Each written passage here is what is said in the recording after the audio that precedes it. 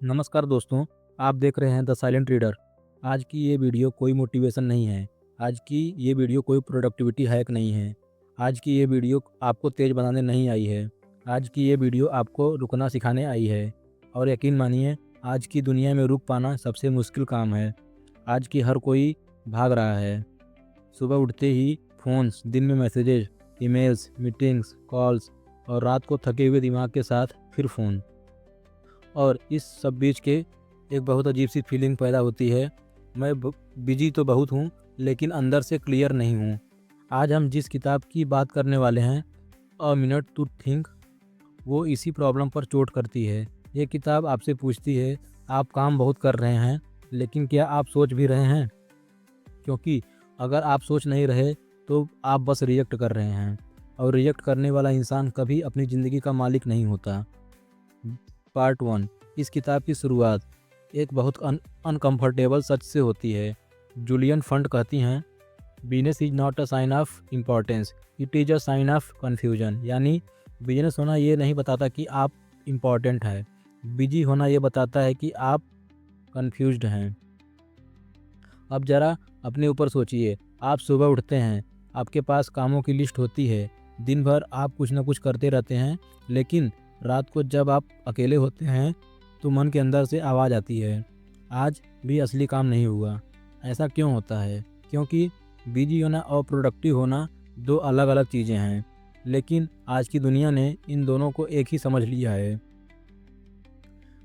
आज अगर कोई इंसान बोले मेरे पास बहुत काम है, तो हम क्या सोचते हैं? ये आदमी इम्पोर्टेंट है, ये आदमी सक्सेसफुल है। लेकिन जूलियन फंड कहती हैं, ये सबसे बड़ा झूठ है। अगर बिजी होना सक्सेस होता तो आज दुनिया के सबसे स्ट्रेस्ड लोग सबसे सक्सेसफुल होते। लेकिन रियलिटी ये है, बिजी लोग टायर्ड होते हैं, बिजी लोग फ्रस्ट्रेटेड होते हैं, बिजी लोग कन्फ्यूज्ड होते हैं, और सबसे खतरनाक बात, बिजी लोग सोच नहीं पाते हैं। दिमाग का असली दुश्मन हमारा दिमाग एक मशीन है नहीं है। उसे पॉज चाहिए, साइलेंस चाहिए, खाली जगह चाहिए। लेकिन आज हर मिनट कुछ ना कुछ चल रहा है। हर कोई इनपुट आ रहा है, email, notification, message, call, meetings. दिमाग कभी शांत ही नहीं हो पाता, और जब दिमाग शांत नहीं होता तो क्लैरिटी कभी पैदा नहीं होती। वाइट स्पेस मतलब किताब का सबसे महत्वपूर्ण कॉन्सेप्ट है। यह यहाँ से किताब अपना सबसे पावरफुल कॉन्सेप्ट इंट्रोड्यूस करती है। वाइट स्पेस मतलब वो समय जहाँ आप कुछ भी नहीं कर रहे हैं, लेकिन आपका दिमाग आपकी फ्यूचर के लिए काम कर रहा है। पुराने समय में लोग चुप रहते थे, अकेले रहते थे, अकेले चलते थे, खिड़की से बाहर देखते थे। ये सब वाइट स्पेस था। आज चुप्पी अनकंफर्टेबल है, अकेलापन डराता है, खाली बैठना गिल्ट देता है। तो हम क्या करते हैं? फ़ोन उठा लेते हैं, कुछ ना कुछ स्क्रॉल करते रहते हैं। हर बार हम वाइट स्पेस को क्यों मार देते हैं? क्योंकि हमें बोर्डम से डर लगता है, हमें अकेले अपने थॉट से डर लगता है। वाइट स्पेस में सवाल आते हैं, कन्फ्यूजन दिखता है, ज़िंदगी का सच सामने आने आता है, और सच अनकंफर्टेबल होता है। इसलिए हम खुद को बिजी रखते हैं, खुद को डिस्ट्रैक्ट रखते हैं। ओवर थिंकिंग का असली कारण, ज़्यादातर लोग सोचते हैं मैं ओवर थिंकिंग करता हूँ इसलिए परेशान हूँ। लेकिन जूलियन फंड कहती हैं, आप ओवर थिंकिंग इसलिए करते हैं क्योंकि आपने सोचने का सही समय ही नहीं रखा। दिन में सोचने का टाइम नहीं, पॉज नहीं, रिफ्लेक्शन नहीं, तो दिमाग क्या करता है? रात में अटैक करता है, अकेले में डर पैदा करता है, फ्यूचर की चिंता दिखाता है। अगर दिन में वाइट स्पेस होता तो रात में ओवर थिंकिंग नहीं होती। बिजनेस कैसे डिसीजन ख़राब करती है? जब आप हर समय बिजी रहते हैं, आप जल्दी जल्दी हाँ कहते हैं, आप बिना सोचे कमिटमेंट्स लेते हैं, आप दूसरों की प्रायोरिटी को अपनी प्रायोरिटी बना लेते हैं। धीरे धीरे आपकी लाइफ दूसरों के कंट्रोल में चली जाती है। आपका कैलेंडर आपका बॉस बन जाता है, और आप बस रिएक्ट करते रहते हैं। सोचिए, आपको कोई मैसेज आता है, आप बिना सोचे रिप्लाई कर देते हैं। बाद में सोचते हैं, मुझे ऐसा नहीं बोलना चाहिए था। ये क्यों हुआ? क्योंकि आपने रिस्पॉन्स किया, आपने सोचकर रिस्पॉन्स नहीं दिया। और यही किताब की कोर प्रॉब्लम है। किताब का पहला बड़ा संदेश, जूलियन फंड कहती हैं, the problem is not the you are lazy, the problem is that you never pause. आप लेजी नहीं हैं, आप इनकैपेबल नहीं हैं, आप वीक नहीं हैं, आप बस रुकना भूल गए हैं। इस पार्ट 1 में किताब हमें यह समझाती है बिजी होना डेंजर है, नॉइज क्लैरिटी को मार देता है, वाइड स्पेस सोचने के लिए ज़रूरी है, ओवर थिंकिंग गलत टाइमिंग की सोच है, पॉज के बिना लाइक सिर्फ रिएक्शन बन जाती है। दोस्तों, ये सिर्फ शुरुआत थी, अभी हमने प्रॉब्लम को समझा है, बीमारी को पहचाना है। अगले पार्ट में हम देखेंगे डिस्ट्रैक्शन कैसे आपको अंदर से तोड़ती है, मल्टीटास्किंग कैसे आपको सॉलो बनाती है, डिसीजन फटीग कैसे ज़िंदगी बिगाड़ती है, और सबसे इम्पॉर्टेंट 1 मिनट कैसे आपकी ज़िंदगी बदल सकती है। अगर आप सच में क्लैरिटी चाहते हैं तो अगला पार्ट आपके लिए और भी भारी होने वाला है। पार्ट 2। दोस्तों, पार्ट 1 में हमने ये समझा कि बिजी होना कोई ताकत नहीं है, ये एक बीमारी है। लेकिन अब सवाल ये है, अगर बिजी होना प्रॉब्लम है तो हमें बिजी कौन बना रहा है? क्या हम काम की वजह से बिजी हैं, क्या जिम्मेदारियों की वजह से बिजी हैं, या कुछ और?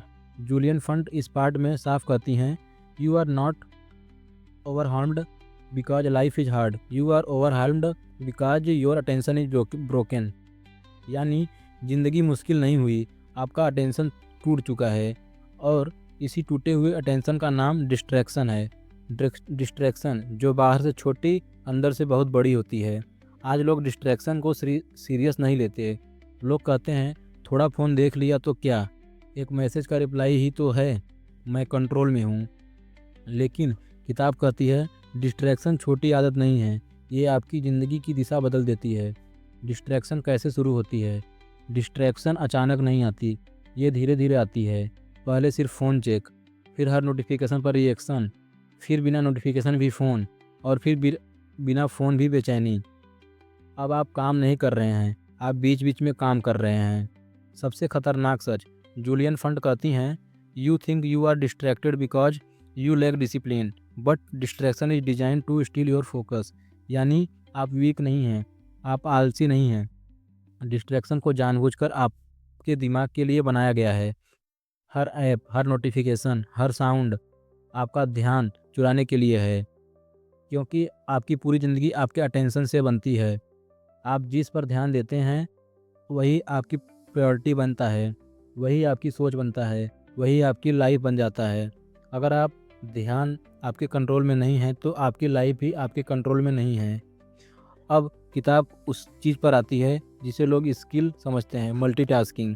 जूलियन फंड बहुत साफ कहती हैं, multitasking is not a doing many thing at once, it is doing nothing well.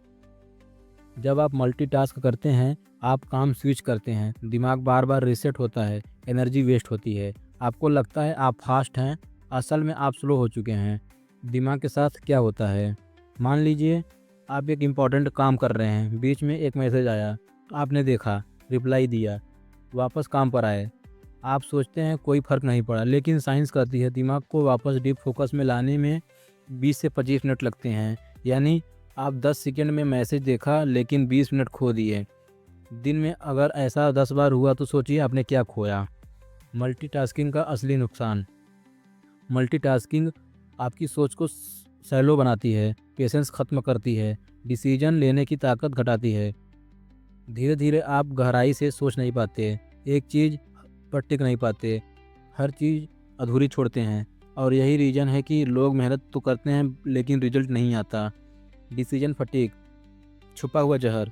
अब किताब ऐसा कॉन्सेप्ट बताती है जिसे लोग जानते नहीं लेकिन हर दिन झेलते हैं। डिसीजन फटीग मतलब बार बार छोटे फैसले लेने से दिमाग थक जाता है। हम कितने फैसले लेते हैं सुबह से रात तक, क्या पहनूं, क्या खाऊं, किसकी रिप्लाई दूं, किसका नहीं दूं, किसे इग्नोर करूं। ये सब छोटे फैसले हैं, लेकिन हर फैसला आपकी मेंटल एनर्जी खाता है। खतरा कहाँ है? खतरा यहाँ है जब ज़िंदगी का बड़ा फैसला आता है, career, relationship, direction, self respect, तब आपका दिमाग पहले से थका होता है, और थका हुआ दिमाग हमेशा गलत फैसला करता है। जूलियन फंड कहती हैं, when you are busy and distracted you don't choose your life, you accept it. यानी आप अपनी ज़िंदगी चूज नहीं करते, आप बस जो सामने आता है उसे एक्सेप्ट कर लेते हैं, और यही सबसे ख़तरनाक बात है।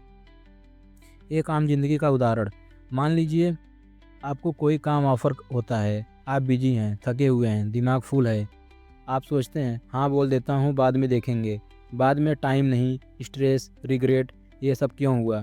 क्योंकि आपने सोचने से पहले एक्सेप्ट किया। किताब का दूसरा सबसे बड़ा संदेश, अब जूलियन फंड यहाँ कहती हैं, दूसरा बड़ा मैसेज देती हैं, most mistake are not made because people are stupid, they are made because people are rushed. गलतियाँ इसलिए नहीं होती क्योंकि लोग बेवकूफ़ होते हैं, गलतियाँ इसलिए होती हैं क्योंकि लोग रुकते नहीं हैं।